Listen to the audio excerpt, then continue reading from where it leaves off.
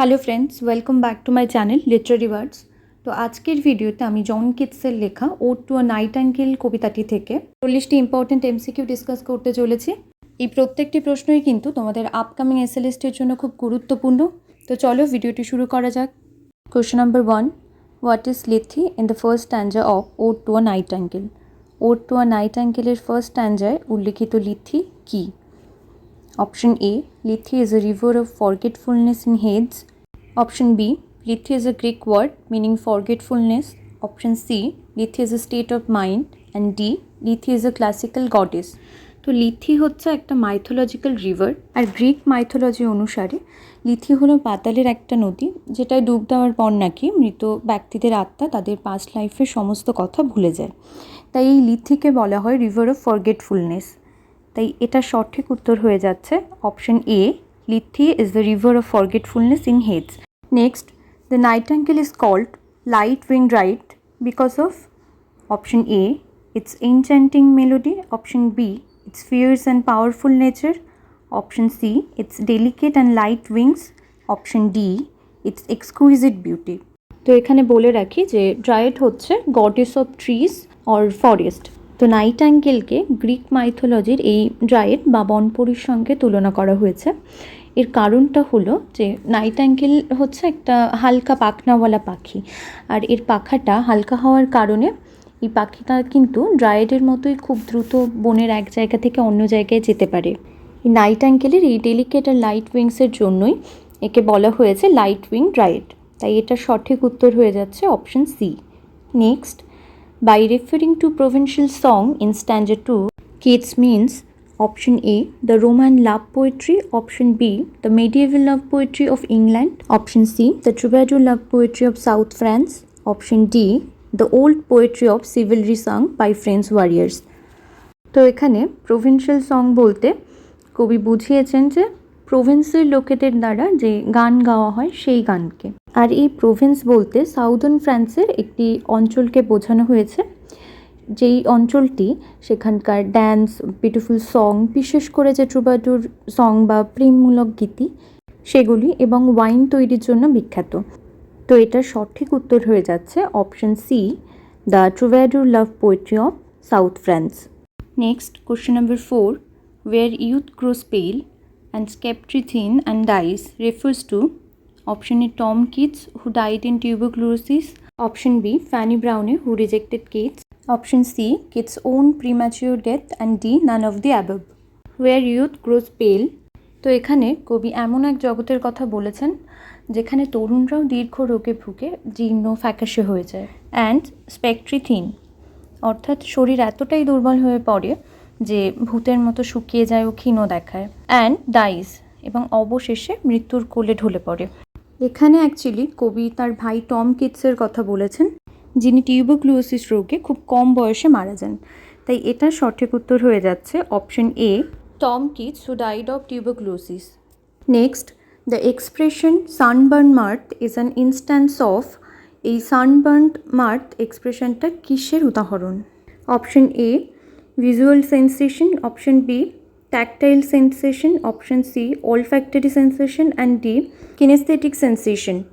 তো এখানে সানবার্ন মার্থ অর্থাৎ রোদে পুড়ে যাওয়ার যে আনন্দ বা গ্রামীণ জীবনের উল্লাস সেটাকে বোঝানো হয়েছে। অর্থাৎ এখানে কবি পাইনিয়ারে কাজ করা লোকজনের যে রোদে পোড়ার আনন্দ, সেই আনন্দের কথা বলেছে। কবি নিজে যেহেতু টিউবারকুলোসিস রোগে আক্রান্ত হওয়ার কারণে তাদের সঙ্গে মাঠে গিয়ে আনন্দ করতে পারছেন না, তাই কবি এখানে ইমাজিন করছে বা ভিজুয়ালাইজ করছে যে যদি তিনি এভাবে রোদের মধ্যে ভাইনইয়ার্ডে মদ খেয়ে কাজ করতে পারতেন তাহলে সেটার আনন্দটা কেমন হতো। এই সব কিছু কিন্তু কবি ভিজুয়ালাইজ করছেন, তাই এটা একটা ভিজুয়ালাইজ সেন্সেশনের উদাহরণ। তাই এই প্রশ্নের সঠিক উত্তর option A, visualize sensation. Next, question number 6, O for a draught of vintage, the phrase expresses option A, the taste of flora and fauna, option B, provincial song, option C, the sunburnt marth, option D, all of the above. এটার answer হবে all of the above, উপরে সবকটি। তো এটার এক্সপ্লেনেশনটা একটু দেখে নেওয়া যাক। O for a draught of vintage, এখানে কিন্তু কবি এক ঢোক বা এক চুমুক পুরনো যে মদ, যেটা গ্রেপস দিয়ে তৈরি, সেই মদ চাইছেন এবং তিনি এমন একটা ড্রিঙ্ক ইম্যাজিন করছেন যাতে গ্রীষ্মের ফুলের গন্ধ অর্থাৎ ফ্লোরা এবং প্রাকৃতিক স্বাদ মিশে থাকবে। আর কি থাকবে? আর হচ্ছে প্রভিন্সিয়াল সং। এটা তো তোমাদের আগেই বলেছে যে প্রভিন্সিয়াল সংটা কি। এখানে এটার কি গুরুত্ব? এখানে কবি সেই ওয়াইন বা মদ সেটাকে এই প্রভিন্সিয়াল সংয়ের মতোই প্রাণবন্ত ও আবেগময় বলেছেন। এবং তারপর রয়েছে সানবার্ন মার্থ। এটা কেন? তো এখানে কবির কল্পিত যে ওয়াইন বা মদ সেটা সানবার্ন মার্থের যে উল্লাস ঠিক সেরকমই একটা উচ্ছ্বাসের আবেশ জড়িয়ে আছে। অর্থাৎ এই লাইনের মাধ্যমে কবি এমন এক জগতে পৌঁছতে চেয়েছেন যেখানে প্রকৃতির স্বাদ, সঙ্গীতের আবেগ এবং জীবনোচ্ছলতার আনন্দ এই তিনটি অনুভূতি একসাথে মিলিত হয়েছে। তাই এটার সঠিক উত্তর হবে option D, all of the above. Next, in ode to a nightingale the red wine is compare to. Red ওয়াইনকে কিসের সঙ্গে তুলনা করা হয়েছে? Option A, waters of the black mountain. Option B, waters of Mount Fuji. Option C, waters of the fountain Hippocrene in ancient Greece. And D, none of the above. তো red wine, যেটা কবি এই ordinary ওয়ার্ল্ডকে ভোলার জন্য পান করতে চেয়েছিলেন, সেটাকে তিনি কম্পেয়ার করেছেন হিপোক্রিন ঝর্ণার সাথে। তাই এটার সঠিক উত্তর option C, waters of the fountain Hippocrene in ancient Greece. Next, Hippocrene originally refers to option A, a state of torpor, option B, a cup of wine, option C, rich sensuous beauty, option D, a fountain on Mount Helicon created by Pegasus.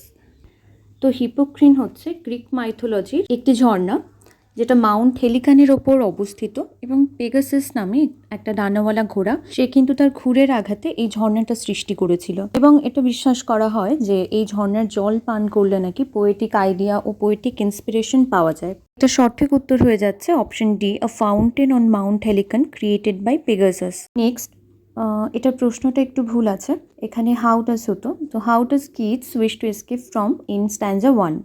Option A, with the help of imagination. Option B, by drinking wine.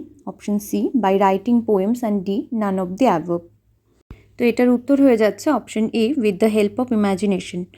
Next, the poet describes a nightingale as a light winged dryad. This suggest, এটা actually কোশ্চেনটা repeat হয়ে গেছে, তাও অপশনগুলো দেখে নেওয়া যাক। It is delicate and having light wings. Option B, it is fierce and powerful. Option C, it is mysterious and elusive. And D, it is nurturing and protective.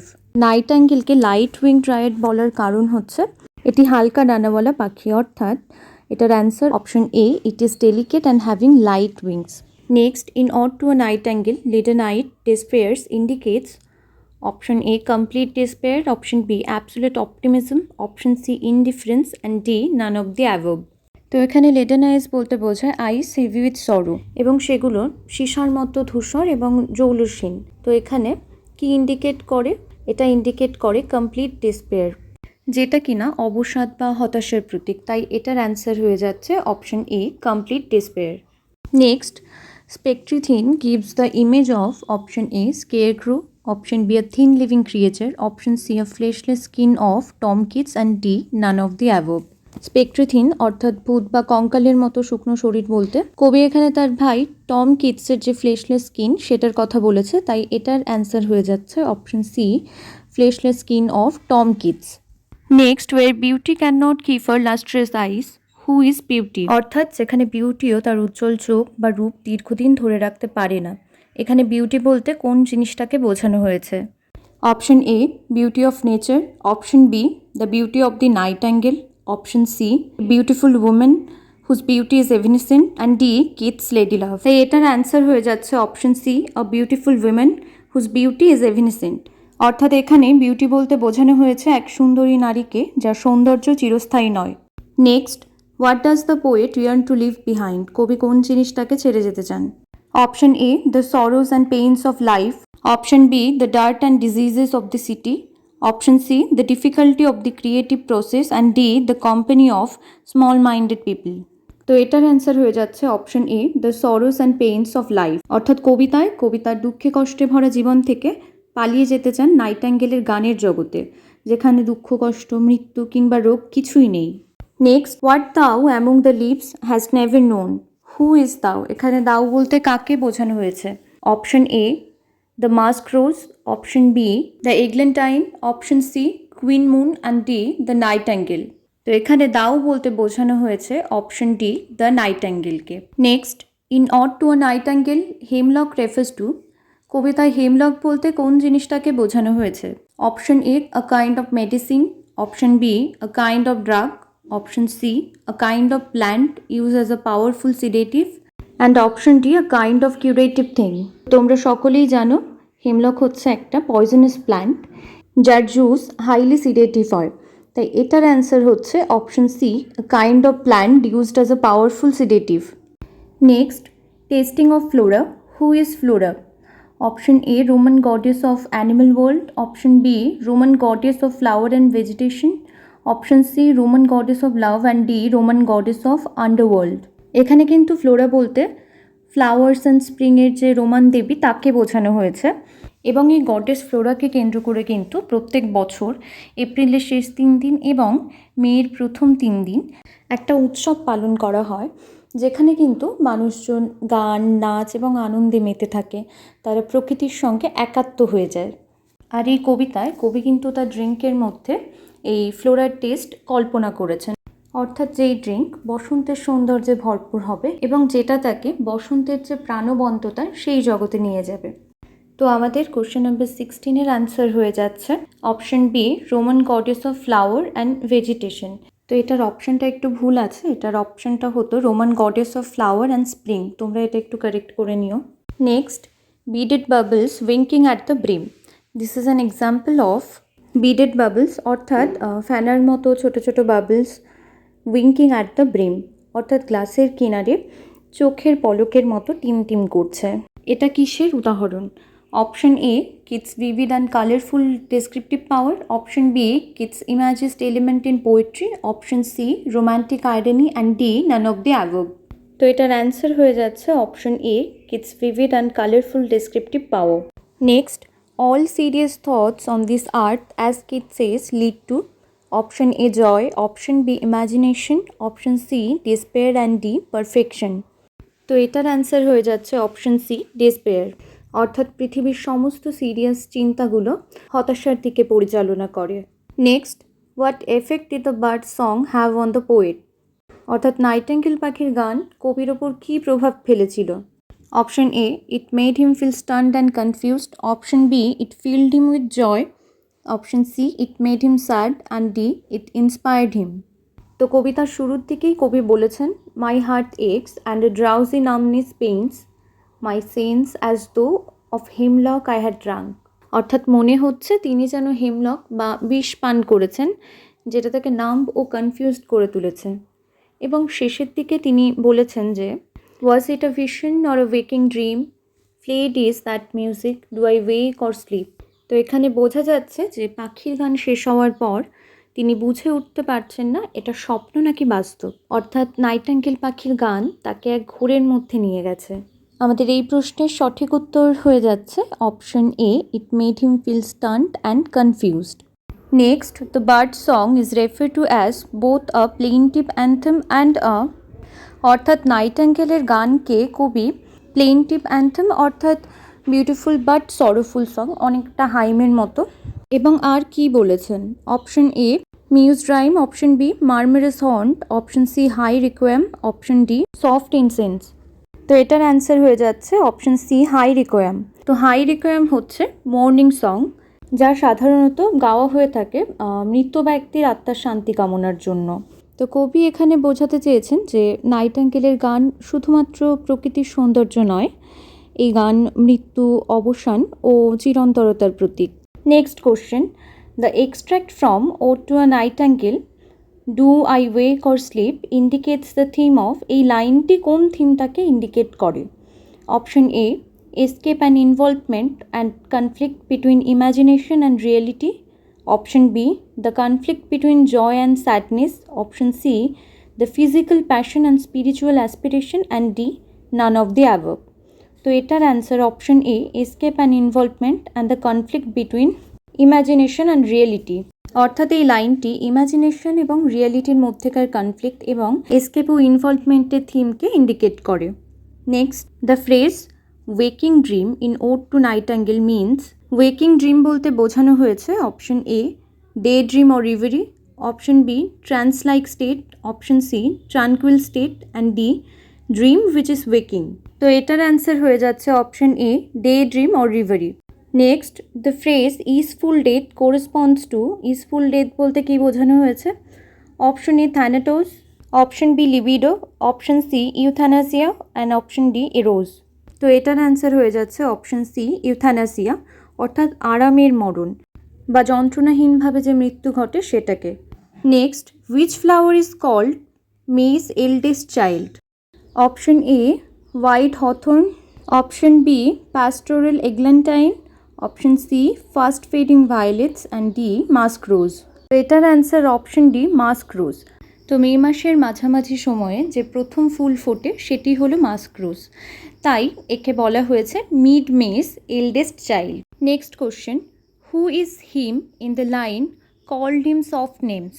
এই লাইনটিতে হিম বলতে কাকে বোঝানো হয়েছে? Option A death, option B poet's friend, option C the nightingale and D Bacchus. তো এটার answer option A death, অর্থাৎ কবি বারবার ডেকেছে কাকে? মৃত্যুকে কবি বারবার ডেকেছে। আর সফট নেমস বলতে এখানে আদরের ডাক বা এন্ডিয়ারমেন্টকে বোঝানো হয়েছে। Next, darkling I listen, the word darkling is an, option A adjective, option B participle, option C adverb and D gerund. তো এই ডার্কলিং কথাটা কিন্তু অ্যাডজেক্টিভ ও অ্যাডভার্ব দুটো ফর্মেই বসতে পারে, আর এই ডার্কলিংটা হলো ডার্ক কথা থেকে এসেছে। এখানে ডার্কলিং আই লিসেনে ডার্কলিং কথাটা অ্যাজ অ্যান অ্যাডভার্ব কাজ করছে, তাই এটার অ্যান্সার হয়ে যাচ্ছে option C adverb. Next, what does requiem mean in the poem? কবিতার রিকোয়াম বলতে কী বোঝানো হয়েছে? Option A a song of victory, option B a song of wedding, option C a song of mourning and D none of the above. তো requiem হলো এক ধরনের morning song যা মৃত ব্যক্তির আত্মার শান্তি কামনার জন্য করা হয়ে থাকে, তাই এটার অ্যান্সার হচ্ছে option C a song of morning.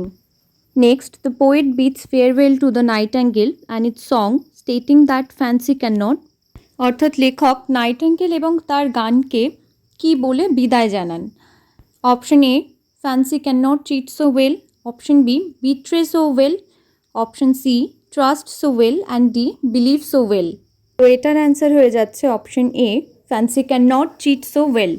এখানে ফ্যান্সি বলতে কবি বুঝিয়েছেন মানুষের যে ইমাজিনেশন পাওয়ার সেটাকে। তিনি বলেছেন যে কল্পনা শক্তি যতই মধুর হোক না কেন সেটা বাস্তব জীবনের দুঃখ কষ্ট ভুলিয়ে রাখতে ব্যর্থ হয়। Next, what does thou was not born for death mean? এই লাইনটির মানে কি? Option A nightingale song is immortal, option B it's all imaginary, option C the poet wants to live forever and D beauty never dies. তো এটার answer হয়ে যাচ্ছে option A the nightingale song is immortal, অর্থাৎ nightingale পাখির গানকে কবি অমর বলেছেন। Next, what is meant by verdurous glooms? Option A pitch black darkness, option B darkness of the group caused by trees, C dimly dark condition and D none of the above. তো verdurous gloom হচ্ছে rich ভেজিটেশনের কারণে বা গাছপালা সমৃদ্ধ এলাকায় যে অন্ধকার create হয় সেই অন্ধকারকে ভার্ডুরাস গ্লুমস বলা হয়, তাই এটার অ্যান্সার হয়ে যাচ্ছে option B darkness of the group caused by trees. Next, where does the poet want to fade? অর্থাৎ কবি কোথায় বিলীন হয়ে যেতে চান? Option A into the forest with the nightingale, option B into the air, option C to another country and D into sleep. তো এটার answer option A into the forest with nightingale, অর্থাৎ তিনি নাইটিঙ্গেলের সঙ্গে বনে বিলীন হয়ে যেতে চান। Next, who stood in alien corn? অর্থাৎ কে অন্য দেশের কর্নফিল্ডে দাঁড়িয়ে রয়েছে? Option A Ruth in a foreign land, option B a farmer, option C a stranger and D a lost person. তো এটার answer option A Ruth in a foreign land. আর এখানে রুথ বলতে বাইবেলের ফার্স্ট পার্ট ওল্ড টেস্টামেন্টের যে story রয়েছে সেখানকার একটি ক্যারেক্টার রুথকে বোঝানো হয়েছে। Next, what is embalmed darkness in the poem ode to a nightingale? Option A frightful darkness, option B darkness rich with the smell of flowers, option C darkness in which nothing can be seen and D none of the above। কবিতায় এমবাম darkness বা সুগন্ধময় অন্ধকার বলতে বোঝানো হয়েছে darkness rich with the smell of flowers, ফুলের গন্ধে সমৃদ্ধ অন্ধকারকে, তাই এটার answer option B. Next, viewless wings of poesy means, option A imagination or fancy, option B the spirit that can not be seen, option C mind and D invisible things. তো এখানে ভিউলেস অর্থাৎ invisible এবং wings বলতে এখানে কিন্তু ডানা নয় বরং উড়ে যাওয়াকে বোঝানো হয়েছে, এবং পোয়েসি অর্থাৎ পোয়েট্রিকে বোঝানো হয়েছে। এই লাইনে কবি পোয়েটিক ইমাজিনেশনের মাধ্যমে উড়ে যেতে চেয়েছেন, যেখানে নাইটিঙ্গেল পাখি গান করছে। তাই এটার অ্যান্সার হয়ে যাচ্ছে option A imagination or fancy. Next, charm the magical casement. The casement refers to, casement বলতে কী বোঝানো হয়েছে? Option A the lady or soul of the lady in the story, option B the windows propelled by magic, option C the casement having divine power, and D the casement having exceptional power.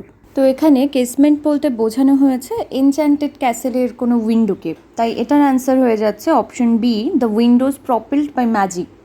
Next, the nightingale in ode to a nightingale is called immortal bird because, অর্থাৎ কবিতায় nightingale পাখিকে কেন immortal বা অমর বলা হয়েছে?